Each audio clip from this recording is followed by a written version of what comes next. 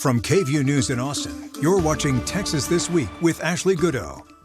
Good morning. A special session ends and another begins as the quorum-breaking Texas House Democrats declare victory for killing the first special session. More on that in just a minute, but first, let's get to the three things you need to know in Texas politics. A federal judge in San Antonio heard arguments Friday on whether to block a new state law requiring the Ten Commandments be displayed in every public school classroom. The ACLU and other civil liberty groups sued the state to try and block Senate Bill 10 from going into effect on September 1st, claiming it violates First Amendment rights. A new poll shows U.S. Senator John Cornyn may be gaining ground with primary voters. The team at Emerson College Polling asked Texas Republican primary voters who they would vote for if the U.S. Senate primary election was today. 30% said Senator Cornyn, 29% said Texas Attorney General Ken Paxton, and 37% are undecided. That puts Cornyn and Paxton, who had been leading in the polls, in a dead heat. The first special session of the Texas legislature adjourned sine die Friday morning, and less than an hour later, Governor Greg Abbott called lawmakers back for a second special session to start the same day at 12 noon. Now, the governor included all 18 items that were on the first call onto the second special session call with two small changes. Instead of a constitutional amendment to let voters weigh in on letting the attorney general prosecute state election crimes, Governor Abbott told lawmakers to pass legislation to strengthen the AG's authority to investigate and prosecute those crimes. And when it comes to hemp, the governor is still calling for regulation over a ban, but swapped out some language, clarifying that he doesn't want lawmakers to ban, quote, lawful hemp-derived products. During the regular and first special sessions, the Senate opted for an all-out ban. But the most notable change, the governor added legislation to ensure youth camp safety to the call in wake of the deadly July 4th flooding in the Hill Country that claimed the lives of more than 100 people, including 27 little girls from Camp Mystic. That addition to the special session agenda is predicted to lead to some fights under the dome. Scott Braddock, editor of Harvey Cronberg's Quorum Report, joined me to talk about the end of the first special and start of the second. So a special session ends and another begins. Yeah, this big throwdown about redistricting, and you have the Democrats declaring victory because they killed this first special session, but of course the governor called them right back in, and the same exact congressional map is going to be up for debate in all likelihood, is going to pass, and there's the potential that both Republicans and Democrats can kind of save face on this, with the Democrats sort of getting to say that they sparked the fire nationally for other Democratic states to counter what Texas is doing, but of course President Trump's going to get his way here in Texas on these additional up to 5 Republican seats in Congress from Texas. So let's talk about that. That special session is set to start. There's still not going to be a quorum. Or there still wasn't a quorum. Well, they started on Friday with no quorum. It's my understanding that Democrats will be back on the floor, in force on Monday. They apparently voted on this, those who were in Chicago. They voted amongst themselves about when to come back, and it was just a logistics question, really. Did they really want to rush back on Friday?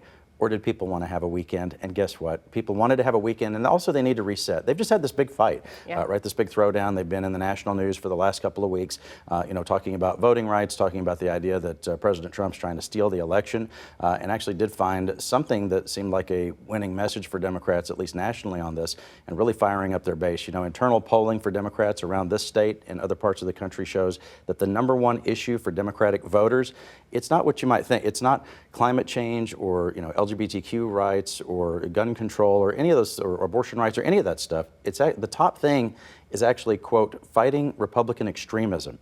And they see this power grab in Texas as a big example of that.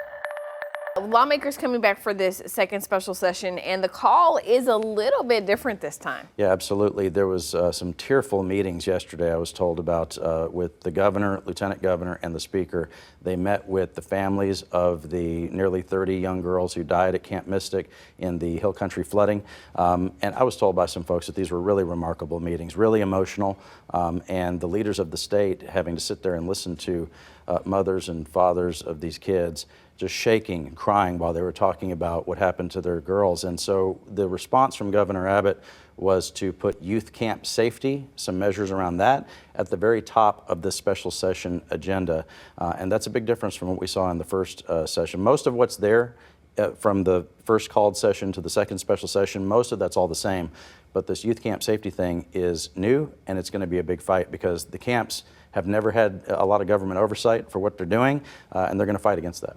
And so let's talk about that. Even after a tragedy like this, they're still planning to fight it. Oh yeah, they've hired lobbyists, some of the big guns, some folks who are the former chiefs of staff to the governor and the lieutenant governor, and they have a lot of money to spend. And this is going to be a case where you have some big moneyed interests who are fighting against those families. And I'm not sure how it's going to work out politically. I do think that with the commitment the governor has made, he's really on the hook now to make something happen with this.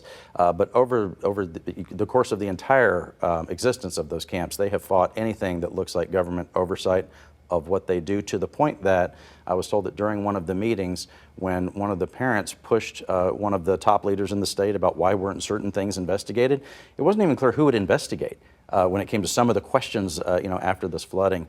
So you're going to see this play out potentially in a nasty way, a real fight at the Capitol, and I do think that they may have to come to some middle ground on this. There will probably be some proposal that really cracks down on what happens at some of those camps, and then they will maybe work something out. Because to be fair, Scott, this is not the first time that we've seen flooding and, fatal flooding at some youth camps. But for people who may not understand this concept of, well, what's the big deal about government oversight if it's going to keep kids safe? How would you explain that? Well, we've never had any kind of big government oversight of those camps at all. And as you said, this is something that it hadn't happened on the scale before, but it has happened before. Sure. And there was just no previous response for it. There's some big moneyed interests here. The folks who send their kids to those camps are typically wealthier folks or well-connected folks. And that's also one of the reasons that those meetings were able to happen with the state's top leadership. That kind of thing didn't happen after the massacre in Uvalde. Yeah, for sure. So much to be watching. What's at the top of your radar? Got to watch all of it. This is going to be, I think, an expedited special session. It's possible, no promises. It's possible they're done with this in the next couple of weeks. I think some of the hearings are going to move pretty quick. Some things won't even get a hearing. They'll just move and vote things along. Yep. And we'll see how it all shakes out. When the House gavels in on Monday, Speaker of the House Dustin Burrows expects the Democrats to be back and a quorum to be present. We'll see what happens Monday at noon. That's Texas This Week.